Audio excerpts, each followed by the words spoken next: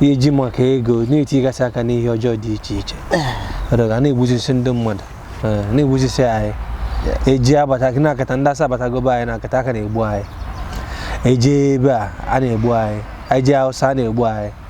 Ebere ihe mere egbusisi anyị. Ọdọga anyị nwa nọdụkwa na-achụso ego. Ịchụ ego ịchụtasị ego a buru the whole money na-akata egbuchasị ụmụnne gị na ka onye gị na-aga enjoy the money. Ka onye ga-emeziri ngala ka onye gị na-aga anọ si yes. Ọdọga ọdọrọ good. Ọdọga anyị na-ediri ichebe echiche gbanyere onwe anyị ụmụnne m biko. Ọdọga ego bụ ihe nke ụwa. Ọ bụ eziokwu ego dị mma.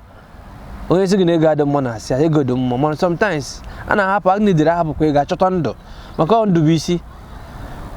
Ya ụdị ndụ anyị na-ebizi na kịta ọ wụrụ ma ọ dịzịa ka ndị abụrụ ọnụ. Ọ bụkwa na ya bụrụ ọnụ biko onye ọbụla ya mgbaghara. Ya mana ụdị otu ihe si emeghe na Nigeria today gị na-ele otu ndị ugwu si na-amagide ndị Igbo aka n'isi n'obodo anyị. Na-ajụ ma ihe ọwụkwu akpara akpa uti ndị anyị dịire na ọchịchị ka ha gaa n'ochite anya anyị ka otu otu Chukwu siri kee ya, you know, because anyị na-alụ ọgụ data na iwu ndị Hausa na-eweta na Senate na ọ dịghị anyị mma si wepụ ya nke a na-akpọ grazing bill, ịkụ ahịhịa ebe ọbụla ha masịrị eji azụ atụrụ, eji azụ nnama na obodo mpekere ọbụla n'ime Nigeria. Mana anyị nwere senators ejikwa m aga m asịkwa data na ihe ndị Hausa mege dia politicians mege wụ nkwa ha kwere ndị tụrụ ha vote na anyị banye anyị ga-ahụ data na n'unu dịrị free na ihe gbasara ịzụ nnama na unu ga-aga ebe ọbụla unu chọrọ n'ala Nigeria gaa zụọ nnama unu.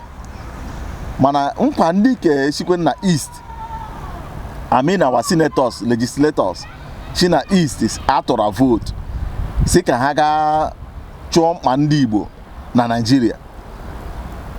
Nwanne ibe na Nigeria taa o doro m anya na ọwụ ndị Igbo nwe ịzụ azụ na ire ere. O doro m anya na ọwụ ndị Igbo nwe ihe gbasara importation. O doro m anya na ọwụ ndị Igbo nwe ihe gbasara ịrụpụta ịchọpụta ihe na-arụpụta ihe n'ime Nigeria. Enwekwere bill ndị anyị tụrụ vote na-ede at least ha what to do. Ha lọta East ha emite ndị eze, ndị ichie, ndị nze, ndị ọzọ, ụmụ okorobịa dị iche iche ma ndị nọ n'ụlọ ma ndị na-anọ n'ụlọ kpọọ oku ezukọ ka ihe bụ ihe anyị ga-emere unu ka obi dị ndị mmadụ mma.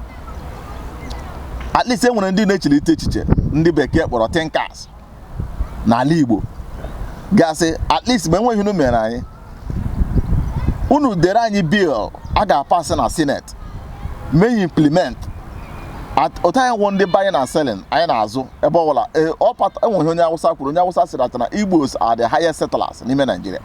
Ọsọsọ ndị Igbo ndị na-eje mba chọọ ihe ala ha nọrọ ebe a develop way and for us to be safe and ihe ọla anyị na-eme dị safe. For me, I can say that our senators, our House of Rep, ndị sendere DRC East should write a bill to protect business in Igbo all over Nigeria. In a sense that only Igbo na-azụ ahịa na Lagos State. Amalatine nwere riot na Lagos. They go after Igbo business. Why? Because our leaders doesn't protect their own people. I mean the senators from the eastern region doesn't even know the value of their people. Doesn't even know the power of commerce now international world today.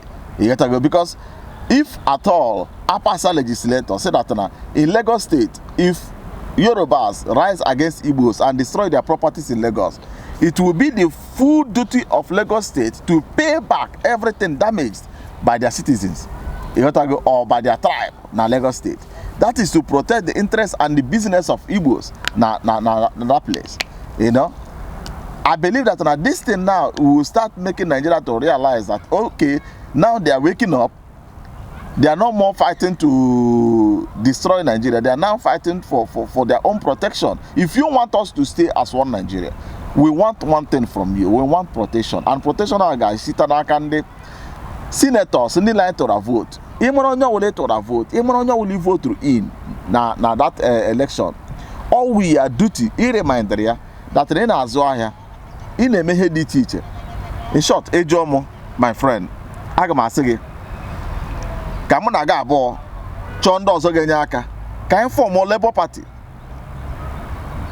And that Labour Party, our aim or our portfolio go to protect businesses of all Nigerians. Workers, their salaries must be paid. You know, that party will focus only on commerce. You know, I won't hear PDP and the APC and ABGA or whatever. Now let's focus on how to secure our own interests. That was now fight like can secure can nam happen the whole Nigeria. Everybody is shouting. Get here, Senator Sineme. Mana wanne ilanyo chihesa gani me Nigeria ta. I'm odro manya na ibiele nugu before.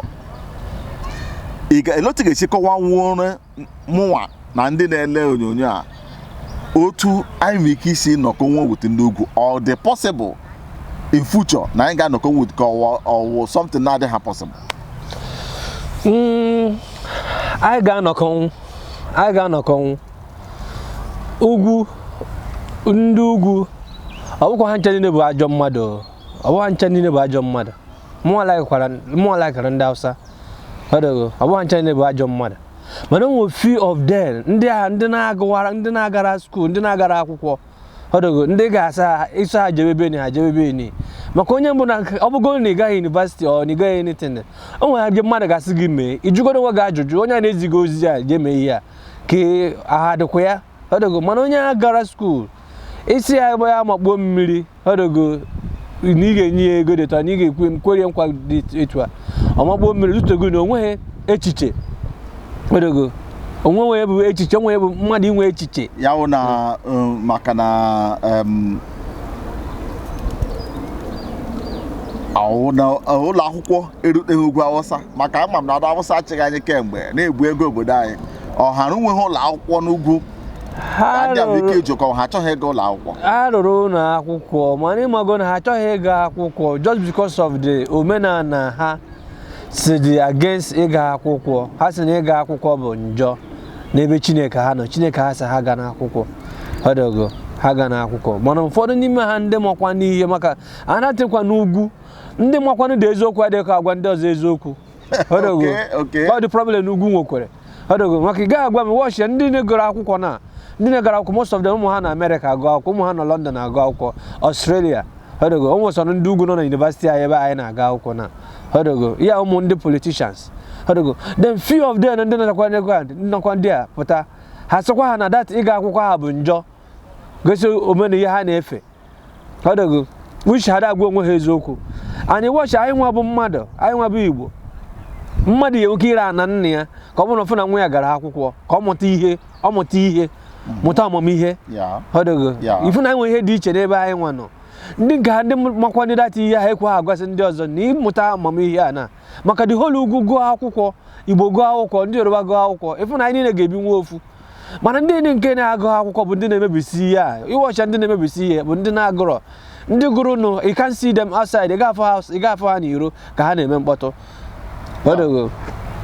O wee bụrụ ya ụmụnne m ihe mụnwa na-achọ ikwu bụ ihe mụnwa na-achọ ikwu anyị nwa bụ Igbo ka mụnwa na kwụrụgodo n'isi anyị nkwụsị isi na anyị nwa bụ Igbo.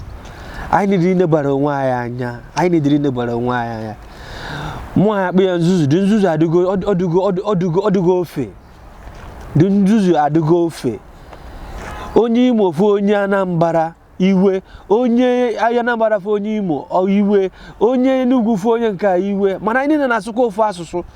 Ndị Hausa na-akịta na-eme, ndị Hausa na ihe ha na ụka nka ha na-agakwa. Ha nwekwara different kind of style n'ime that ihe ma ha. Mana ifụkwa ofu ka ha bụ. Ụmụnne m sitiwe na ya anya n'ihe a. Ọ bụrụ ekpere onye ọbụla kpebe yọwa Chineke mgbaghara ahụ. Ọ bụ na anyị mejọrọ Chineke. Maka nzuzu anyị dịzi too much. Ị bịa n'ala bekee, onye Igbo fụ onye Igbo ọchị ya ka o gbuo ma gụọ ego ka ọfịa na oyi na o nwere $200 or na o nwere $300. Just for what reason? Achọ ka anyị nebe ihe anya. Anyị nebe na anya. Ọ ka ogo metụta gị. Nwa isi nwanne chi ometụta gị. Onwe onye kụrụ mkpụrụ si na ọ ga-ebi forever. Ịnwa echi ụmụ ahụ hapụrụ ka efichi na-eme ekere ha. mmadụ zi anyị nwa bụ Igbo zara afa m efuna ọdọgo ịmụrụ nwa today ruo echi eni ego nwanne echi egbusisi ọmụ ga afa ga efugo mana ele asụ onye bi n'ugwu nọkọ wit ndị Hausa ele otu i chere na anyị nwere ike isi mee ka udo dịrị n'ime anyị na ndị Hausa ka ha fụzie na-alụ ọgụ na-egbu isi onwe anyị from moi ọ bụrụkwa ma ọgụ ga na-adị a ga na-anụ ọgụ ọdọgo a ga na-anụ ọgụ ọdọgo ọ bụ ma ọgụ a ga na-anụ mana udo m chọrọ ka ọ dị for the whole Nigeria m chọrọ this onye isi ọchịchị a na ọdọgo Buhari yes ọdọgo m chọrọ ka o meri Igbo bụ si rụọrọ anyị wọf ebe ngwaahịa ga na-abata ọdọgo maka iwe ọchị anyị na-atara ndị mba ọzọ afụfụ Naijiria na-akata Naijiria na-ekwu na ha nwa a na-ekwusi achọrọ ka anyị bụrụ ofu ka anyị bụrụ one Nigeria mana anyị nwa na take it or leave it ha nwa ga-ata afụfụ Yoruba ga-ata afụfụ Yoruba bụ mmacha Yoruba na-amacha ha ga-ata afụfụ mana anyị nwa ga-agba loss mana after the loss kwa we will still stand ọdọgo okay ihe na-achịkọwa na like otu enwere natural seaport na Port Harcourt enwere na Anambra enwere na Calabar and okwu gị amaka ihe m ji okwu gị amaka because ndị Igbo so okwu na-ekpulite okwu ịghọtago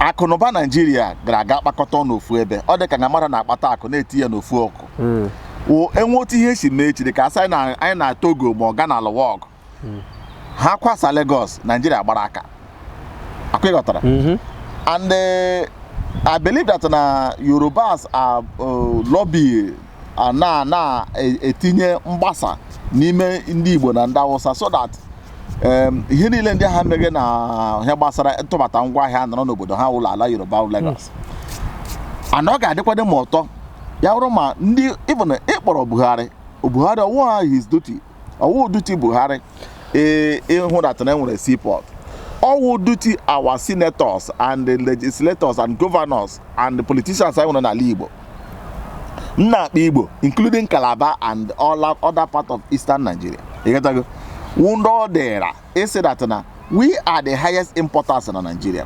onye Igbo ga-atụbata ngwaahịa ọ chọrọ ire na Ọnịcha ọ tụọ ya ọda na Lagos o were trailer buru ihe bịawa east ibu kọntena ada n'ụzọ ya ma o buru 5 maybe 2 alọdo 3 ada n'ụzọ ndị mmadụ ebukọshia ya ịhụ na ya agbata atụfuo ji ya abụọ gara aga but ego niile ndị ha na-adafushi n'okporo ụzọ atụkọta ya ọnụ si Nigeria mere anya wa seaport ka ọ wụrụ international ọwụkwa inter whatever ọ ga Lagos si Lagos international from ala bekee to Port Harcourt and not only that one ime international eme ike mee international ele the tariff bulie ya elu discourage people na use the thing a na-emekwu ya ebuto the tariff because of something ebido new and they draw people's mind into it and how do we do it by ibu to the tariff eji ekilia ngwaahịa ụmụ ihe ndị a mee ya ka ọ dịrị people easy ibupụta ngwaahịa so that ọ ga-eme people encourage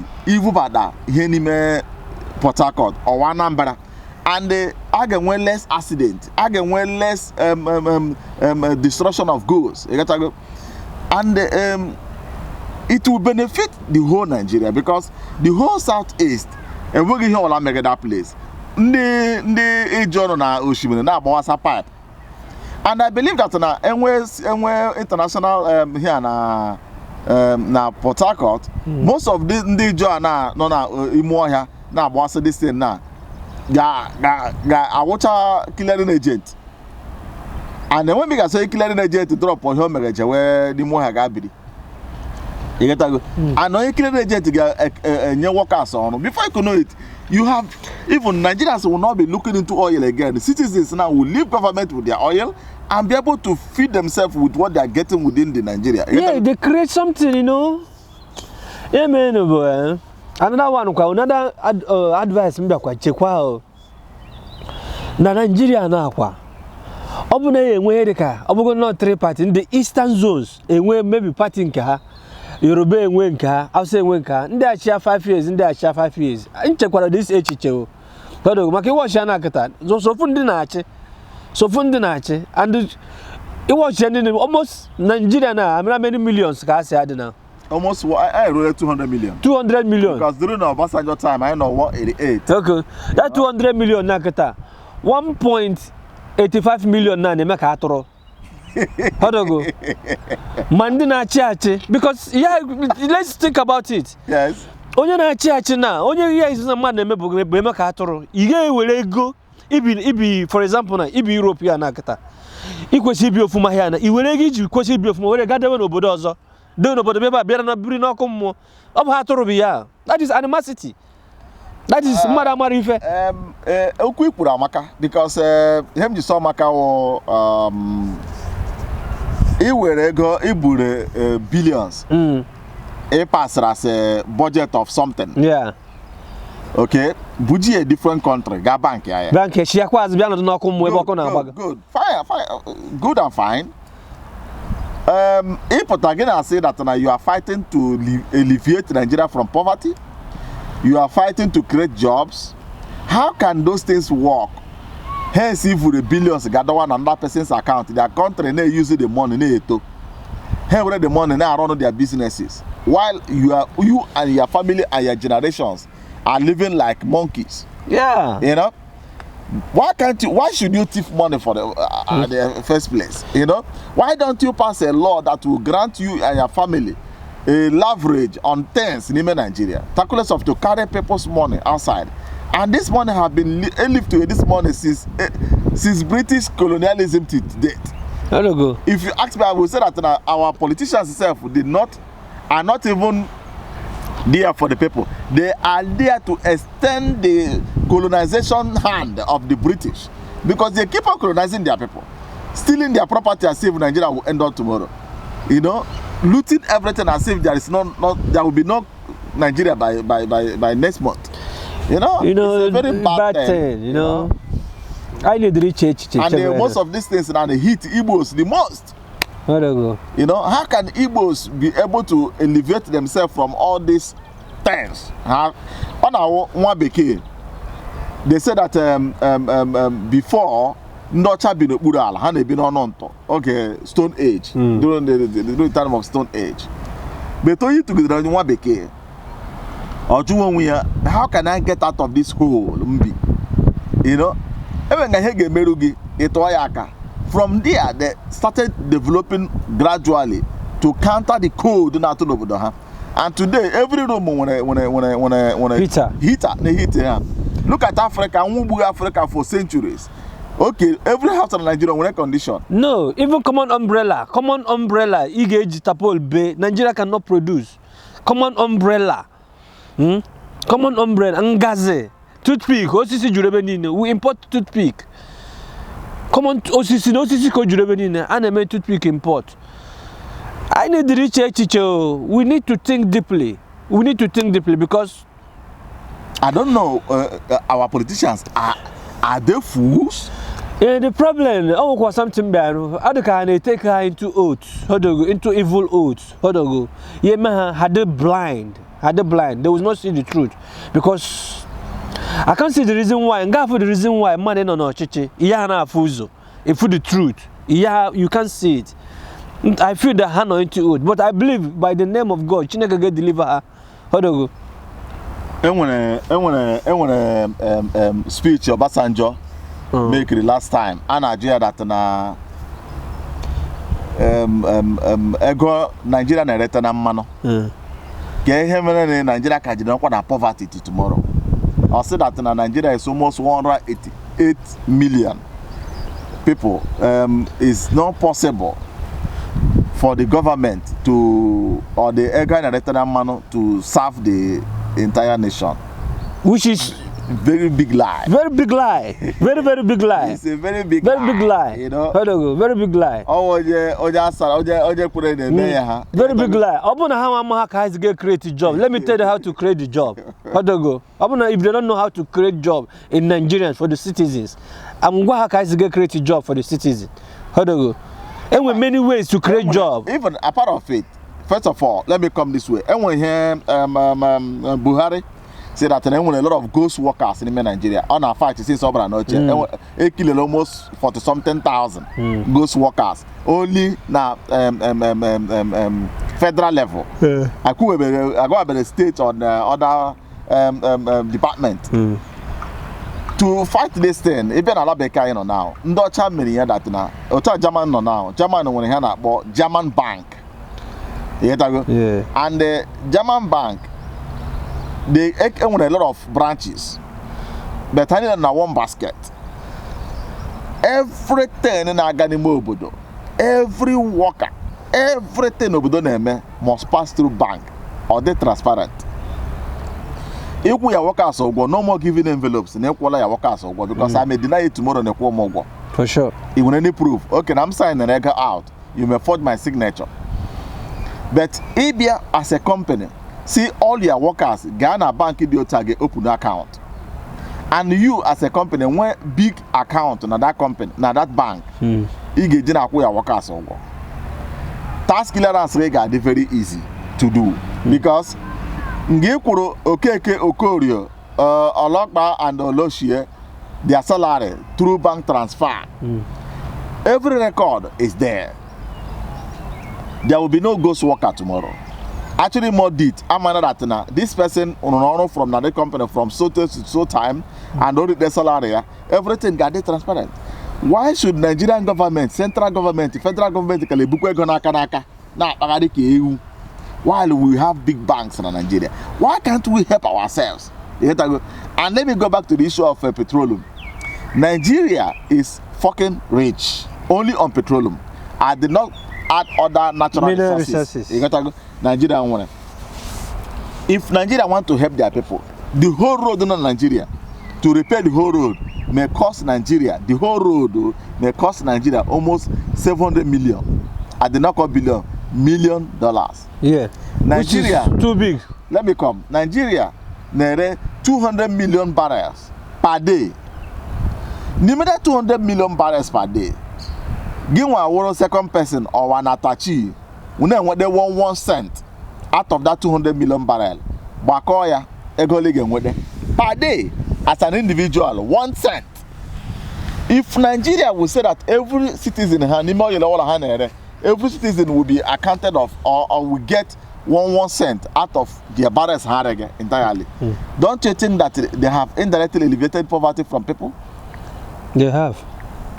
But they did not do such thing. Rather, they keep on sharing the money within themselves. You know,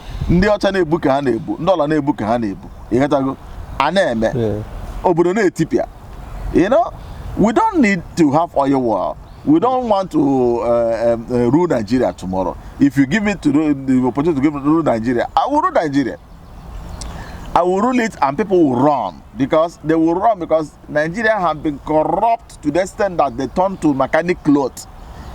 Like a mechanic cloth that if you keep on washing it, too much dirt will be falling out. That is how people will be falling out of the country and keep on running away. You know? Because Nigeria is I don't know what to say. I don't know how to. Nigeria is going down, you know, which we have to. Every day. You know, look at the masses. Nigeria doesn't produce anything. Everything Nigeria does is importation. How long will you keep on importing? The way our economy is sinking today, if Nigeria is exporting, our economy will grow. And while we are importing, the government is not supporting the masses, the people who can create something to do. Nigeria has blocked the border with it. Anything rice importation through land borders is now blocked. You cannot feed your country. You are asking only one person, what is his name? That was Dangote to feed 200 million people. It's somehow, you know. It's not possible. It's somehow. You have to think about it. Everybody have to think. We have to think. We have to think. Because why so we have to think? You may be politician, you may be this, you may be that, you may be all this. Remember that one day you will die.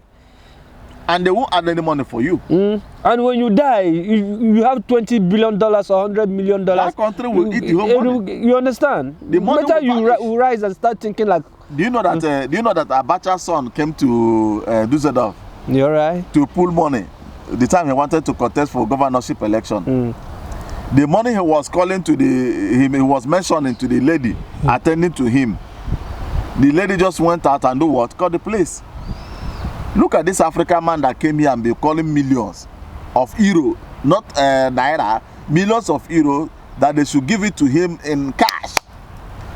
They got him arrested and later released him. Did he get that money? No.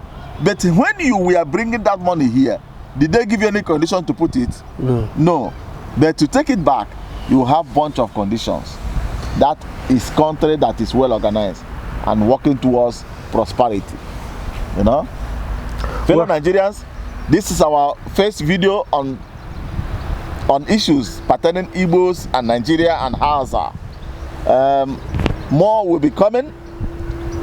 We will be adding more other people to be able to ask people their mind for them to say whatever they like. Ka ndị ọla kwuo ihe dị ha mma, kwuo otu o si masị ha. Anyị wụ ndị Igbo. Ihe na-eme n'obodo anyị adịghị anya ma anyị na-ala bekee. Mana anyị na-ala bekee, obi eru ha anya ala maka anyị nwere mmadụ ebe ahụ, you know? So ọ ga-adị mma ka anyị na-eme ndị be anyị na-enyekwara anyị aka ka ahụ dọtọrọ na-aga aga. Udo dịrị unu. And there's no place like home. There is no place like home. There's no place like home. I'm here now. Okay, I want to chat today. Tomorrow you got to. While I'm not buying, I want to go. One in there, one or they will be on one quality. They will be angry. Let's sky man and they will be angry. I'm a job, but I. It's the time I be Igbo. I change Jeno. I know I Rugala Beke. And we are going to Rayana that Ali would the best place to live. You know? And Ndochamanka. You know? So, can have maybe I hear here tomorrow, but I may be chobodo. By now, I don't see Obodan because in one and a Hanayano, one the federal government will here, so walk there. So, Uno Malaka does you Oboda, Kagawaran, Udo Drunu. And in the back, when on Lagos, name and do Yoruba, does you couldn't do Yoruba. So, the Toko is say, what I thought maybe here na buy. Go. And when I come happy to feel when I was Sakuru again, that was Abra, Buchama, and Enugu State. A Bunde Budunaba, and that was a Budunaba. So, when I was Asatan and Dibune Bukanaba, I had to that and I want to Dibuna na Lugawasa. For more, Okwa Hokuru, because Ndiana no Guawasa, Ogabrosa Biola, Akosa Biola no wa. Nile she not a lotta. Hanile here, Chonaka one empire, and work in one all. Welcome, you know, and working with a bug is issue. So I was away her there, Kahabala Tamana, and where's Yolo? I'm not like Hagar, you know, because he had a royal man. Which one, dear? Sebuna, one now, Munai, Manuchuno, dear, because which one, dear, I got the loan on a mile.